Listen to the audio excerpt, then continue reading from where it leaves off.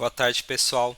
A gente vai iniciar a gravação da nossa ONU Huawei no modelo K662C, tá? Essa linha vai até a versão 10, mas muda uma coisa ou outra na firmware dela, tá? O primeiro acesso dela é com o Telecom Admin Telecom. Eu vou deixar por escrito para vocês, mas é basicamente com usuário e senha Admin Telecom. Opa, deixa eu colocar aqui corretamente.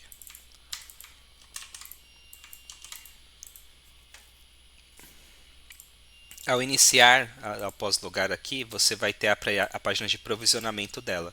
Se você não tem nenhum tipo de pré-configuração, é só pular essa etapa em Exit, que ele vai te jogar na página inicial.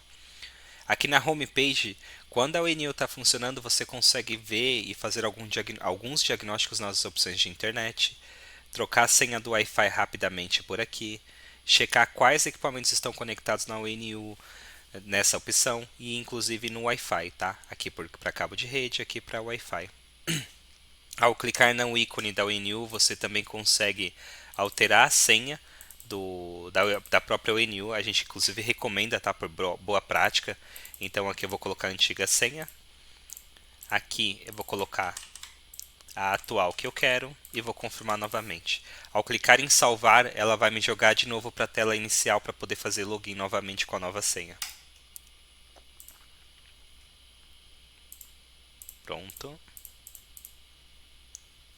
Já loguei com a nova senha, voltei para a página inicial, o home page, e aqui só concluindo, eu tenho a opção de reiniciar a ONU. Isso é super útil, tá, para clientes que têm acesso remoto ativo, e restaurar as opções dela de fábrica clicando aqui. Aqui eu também consigo extrair ou inserir um backup para ela. A gente vai passar por essa etapa ainda mais à frente. Eu consigo na coluna de baixo em diagnóstico fazer alguns diagnósticos da ONU para ver em casos de erro, em falta de conexão, o que está acontecendo. Em System Information, eu consigo ver informações do próprio dispositivo, o quanto ela está usando da CPU, da memória, o SN dela aqui, o modelo, a descrição da firmware dela. Em One eu consigo ver as configurações da própria One quando estão configuradas, tá? Em Optical eu consigo ver também o nível do sinal da fibra, tanto de RX quanto de TX, e a própria temperatura, tá? Aqui dá a média de quanto ela consegue atingir para mais e para menos. Aqui no caso a gente não tem nenhuma fibra conectada, então ele não vai mostrar aqui, tá? Mas normalmente quando há conexão ele mostra aqui o nível do sinal. Ele tem também informações adicionais como qual que é a porta que eu estou conectado. Por exemplo, eu estou conectado aqui agora na porta 4 dessa ONU. Se houvesse mais equipamentos conectados nas LANs dela, ele mostraria aqui. Na ausência disso, tudo fica down. Em alguns modelos de ONU, ele mostra também as opções do VoIP aqui nessa lateral. Nesse modelo específico não há configuração de VoIP, tá? Não há nem entrada de VoIP, então aqui ele não vai mostrar. Essa opção aqui é do 5G, do 2.4, tá? E aqui também você consegue ver do 5G. Ele mostra aqui também os registros de eventos. A gente vai configurar a hora para ficar melhor descrito aqui, tá? Você consegue fazer até o download desses arquivos. Vamos clicar aqui então em Advanced para fazer a primeira configuração. A gente vai em One, clique em New. Automaticamente ele já vai deixar ativo a One. Aí eu vou selecionar o tipo de encapsulamento que eu quero. No meu caso eu uso o PPoE, tá? Se você usa IPoE, você vai selecionar ele. O tipo de protocolo vai depender também do seu cenário. No meu caso é IPv4/IPv6. No One Mode eu vou selecionar Route, tá? Existe a possibilidade de subir inclusive os dois tipos de WAN aqui. O Service Type eu vou selecionar IPTV_Internet. Isso deixa um pouquinho melhor o protocolo de IPTV dentro dessa ONU. Enable VLAN eu vou deixar ativo, na verdade já vem, eu só não vou mexer. VLAN ID eu vou colocar de acordo com o cliente que eu vou fazer a instalação, de acordo com o meu cenário. Nesse caso a gente deixa ela pré-comissionada com VLAN 100. O MRU aqui também é 1492. O username do PPoE você vai inserir aqui e o password aqui. Aqui a gente também ativa o encadenamento, tá, dos protocolos. Eu vou deixar do Wi-Fi ativo. Em IP Acquisition Mode eu vou deixar o PPoE selecionado. O NAT também vai continuar ativo. E o tipo do NAT eu vou manter em Full Cone NAT. Multicast VLAN ID eu vou selecionar o mesmo que eu coloquei aqui em cima. Aqui no caso eu selecionei o 100, eu vou marcar o 100 aqui. Isso também melhora um pouquinho o protocolo de IPTV, tá? Em PV6 Information eu mantenho nessa opção em DHCP-V6. Em IP Aquisição eu vou manter em None.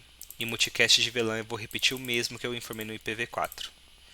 Vou ativar esse protocolo e vou aplicar.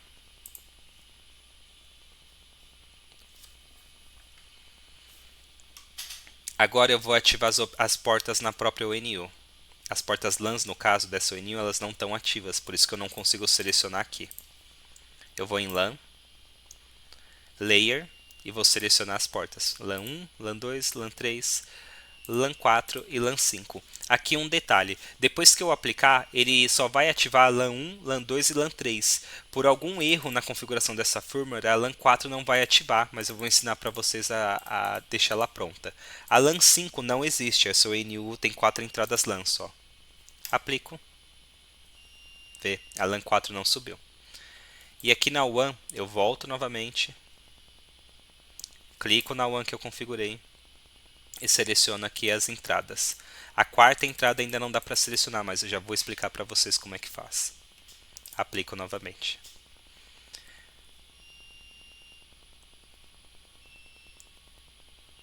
Agora eu vou em segurança.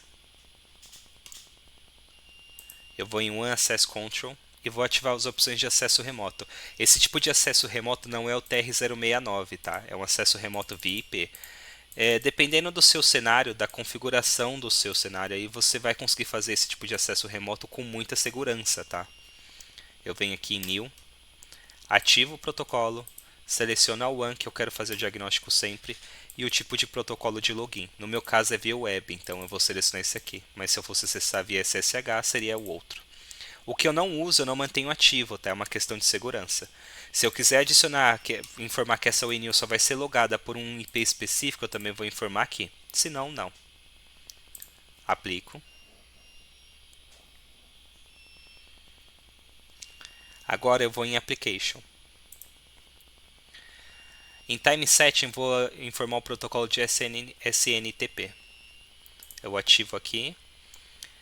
Eu vou informar no primeiro servidor como Gov, no segundo como Windows, e na zona, o Time Zone, eu vou deixar ele como Brasil. Aqui uma dica para evitar que você fique procurando por muito tempo. Clica, sobe a barra aqui completo, e a última opção dessa barra é Brasília. Ativa. E aí eu vou aplicar ele nessa WAN. Apliquei. Está funcionando. O PNP também nós mantemos ativo aqui, mas aí depende do seu cenário. Em WLAN você vai mexer no Wi-Fi. Aqui, para facilitar para o técnico, a gente mantém um Wi-Fi sempre padrão. Assim, quando o técnico vai em um cliente fazer a instalação, ele já vai visualizar qual que é o Wi-Fi que ele vai conectar e qual que é a senha que ele precisa conectar. Aí aqui no caso eu vou deixar Fast 2.4. Essa ONU ela aceita 64 equipamentos de uma vez. A senha a gente também mantém um padrão para o técnico poder acessar facilmente. E o WPS a gente mantém ativo. Nessa primeira opção eu mantenho um WP em PBC e aplico. No local, o técnico ele consegue com o cliente depois trocar o nome do Wi-Fi e a senha. Aí vai depender de qual configuração o cliente quer aplicar lá, certo? Como eu estava conectado pelo Wi-Fi, ele sofreu uma rápida queda. Eu volto nele e agora eu vou em 2.4 Advanced. Aqui eu vou configurar o tipo, a região que está regulando o meu Wi-Fi, eu vou manter em China. O tipo do canal, e aí aqui é bem pessoal, tá? Ou você mantém em automático, porém dependendo do equipamento do cliente, da ONU, o cliente vai sentir a queda se ele for trocar de canal. Então isso é uma coisa a se pensar. Existem técnicos, mesmo os nossos, que preferem manter no canal 9. E a largura do canal você pode priorizar velocidade com 40 MHz ou alcance com 20 MHz. A velocidade ela não muda tanto, tá? De um para o outro, então a gente prioriza mais o alcance. Aplica.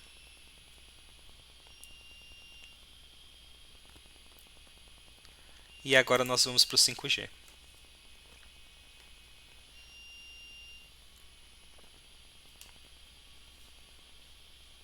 Acredito que ele tenha reiniciado novamente.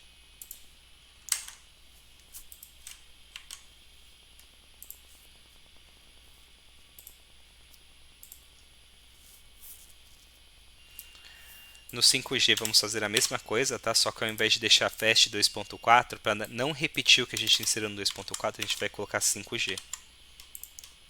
A senha eu vou manter a mesma que eu informei no 2.4. E o WPS aqui eu vou colocar PIN, se o cliente quiser mudar o tipo de protocolo de login. Ele também tem a opção de desativar, tá? Só ele desativar essa caixinha. E em 5G Advanced você mexe também no domínio de regulação. Aqui a gente vai manter na China. O tipo do canal do 5G, aí depende muito, é o mesmo cenário do 2.4, tá? Depende de como você quer fazer na sua rede. Aqui eu vou manter em 149. A largura do canal eu não costumo mexer, eu deixo que a própria ONU, o roteador, decida como vai fazer. E aplico. Aqui embaixo você consegue programar o Wi-Fi para reiniciar em um determinado horário ou dia, tá? Aí depende.